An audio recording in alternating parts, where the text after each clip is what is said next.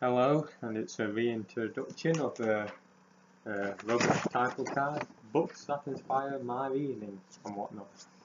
And really, what should be titled is what inspires your reading, because that's what I want to know.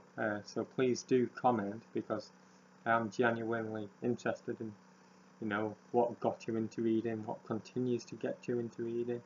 Is it just a love of books? Is it any particular genre of books? Is it sort of, study or an interest in philosophy, which is sort of satisfied by reading any particular book? Or is it just sort of outside hobbies that have caused you to read books? So I'll have a quick run through of some books that have inspired me and continue to inspire me, and my reasons behind reading it.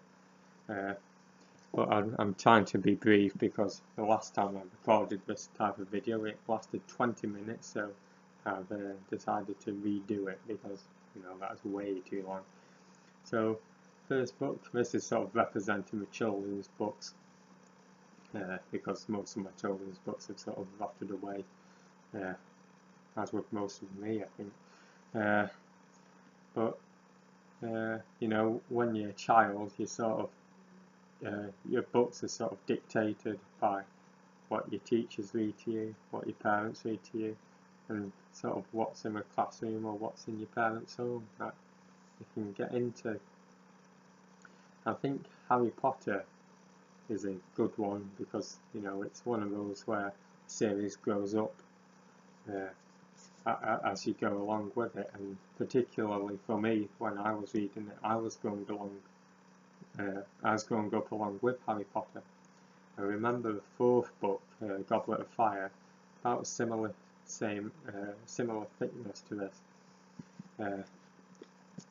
It's really good to read because it made you feel accomplished when you finished it. Now, when I started buying books on my own, I was interested in fantasy, mainly due to playing Final Fantasy on PlayStation and PS2. And what I like best about that is sort of a universe building, world building, character building, settings, sort of themes throughout it. And that's why I started reading Wheel of Time series. Now I'm only on book 6 at the moment, but because I've been sort of taking my time through them, and obviously I've been leaving some big gaps. But that book in particular, that series of books that have some great world building, which I really enjoyed. Same with sort of Stephen Erickson and Ian C. Hesselmont's shared universe, which I think is an interesting concept. It's sort of in keeping with this world building aspect, which I just love to sort of explore along. Now, George R.R. Martin, Song of Ice and Fire, is good in that, as with most typical fantasies, you get this great universe built, great characters, great plots, but this book in particular, Storm of Swords, and what George R.R. Martin does effectively is he has constant, punches through plot revelations and, character deaths and stuff, and through A Storm of Swords, you're getting sort of battered through it with all these, big pivotal events, and then on the last little epilogue, one final whammy, and that really kept me interested in that book. And The Name of a Wind, won't spend too long on this, another fantasy book. Of course, the world building is one that sort of inspires me to read fantasy, and what interested me in this is, after reading The Song of Ice and Fire, I've read 4 of the 5 books, but you're sort of thinking, can you read any other better fantasy books? And Patrick Rothfuss with The Name of a Wind really offers an alternative. It's not just a rip-off of, Tolkien or Martin. It's sort of its own fantasy style, its own structure, and that's very good, because I think it proves that fantasy authors still have something to offer. So I think that's one to keep me reading. So any fantasy fans, what do you enjoy about fantasy novels? Now, To Kill a Mockingbird, this is one of the classic books being hailed, and so it actually put me off reading. And the only reason I read it, decided to read it, was to see whether all the fuss was justified. And in my eyes, this is one of my favourite novels. I really liked how it portrayed the novel through sort of the innocence of the children's eyes. Atticus Finch is just badass, and it's got all this racial prejudice, this mob mentality. So for me, reading this book was just to see whether the praise was justified. And if you're into reading these classics, because I've not read too many classics, but what do you enjoy so much about classics? Is it sort of how it mirrors modern novels, or do you get something else out of it?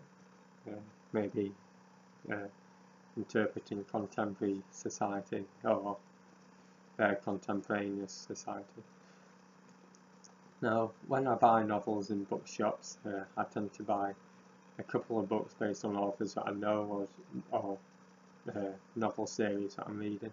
I also like to pick books out at random, and The Wind-Up Bird Chronicles was one of these books. I won't go into too much detail about the book, except to say it is very surreal, very philosophical, and you do really get stuck in deep with sort of picking out these themes. I think one of the good things about picking up books at random is it does broaden your reading spectrum. So, again, another question I'd like to ask: how do you broaden your reading horizons? Do you base it on reviews? Do you typically read within one genre, or do you flit about? Because I found I've liked flitting about. Representing the sci-fi and dystopian novels, Brave New World. Again, this is one of those classics that gets hailed, and again, it's sort of like Wind-Up Bird Chronicles. It's sort of a philosophy as well that sort of satisfied me reading it. Is it worth living in a hedonistic society, one based on pleasure at the expense of free will? Being indoctrinated, subjugating subhumans. Is that a society you'd want to live in? For me, it's a no. If there was a utopia based purely on living in pleasure, is that still a society I'd like to live in? I think that's a tougher question, and I'd probably still answer no. But what are your thoughts on this? And I think that's sort of one of the aspects I like about these sort of sci-fi novels and dystopian novels, is to make you question, what does this technology or what does this futuristic lifestyle do for us, and how does it affect humanity? Now, this is one of these books that I just bought. It's a poetry book by Ian Banks and Ken MacLeod. I just bought it to have by my bedside and read occasionally, dip into. Again, do you have any of these books that you just sort of keep along with you to read a bit at a time, rather than read through it all in one? Not too much a big fan of poetry, but I enjoy flitting through these. It's a lovely cover, so that's one what I like to dip into. Now this one, again, To Carthage, is the sequel to Once a Runner, which I enjoy running, so I bought Once a Runner because it's a fiction novel based on running. I thought, let's see how this turns out. And the descriptions and the prose that was used to describe running, training, racing was just perfect. And I loved every second of reading about running. So that's sort of the hobby, an outside hobby, sort of inspiring me to pick up this I mean, Once a Runner was, you know, sort of said to be sort of passed around running clubs before it's published, and you get these battered copies self-published being passed around to everybody. Just enjoyed running and so enjoyed reading about running, because the way John L. Parker Jr. describes it, he was a pretty good runner himself. It's just perfect.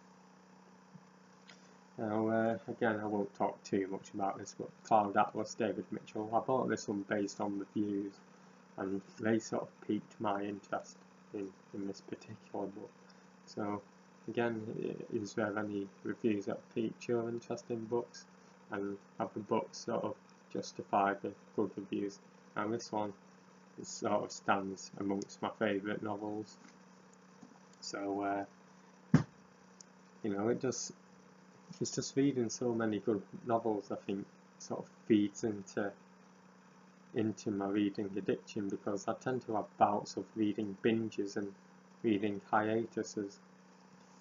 Usually after I'm bored with a couple of novels, I sort of stop reading and leave a long gap. But I think reading novels like Cloud Atlas, it just gets you hungry for more. Infinite Jest, fantastic book. It's the first sort of maximalist novel I've read. Very complicated for me at first because I'm a bit dense. But you know, it's one of these books where I got to the end. You know, I closed it, and then it kept nagging at me these, you know, unresolved plot strands, and I kept reading into it and reading online and seeing how it all actually came together. And you know, those are some of my favourite aspects of books that don't leave you when you finish reading, that sort of nag at you, and then you can sort of see how you see more into it, a deeper layer, I guess. So those are all the books I've had listed, much quicker than the last one there. I really did drone on. So again, I'd be much more interested to see what you have to say, what books have inspired you, what continues to inspire you. Please do leave a comment. You don't have to, of course, but it wouldn't really be much of a discussion, just me talking to myself. But thank you for watching, and hopefully one day you'll have decent production values. But until that day, bye.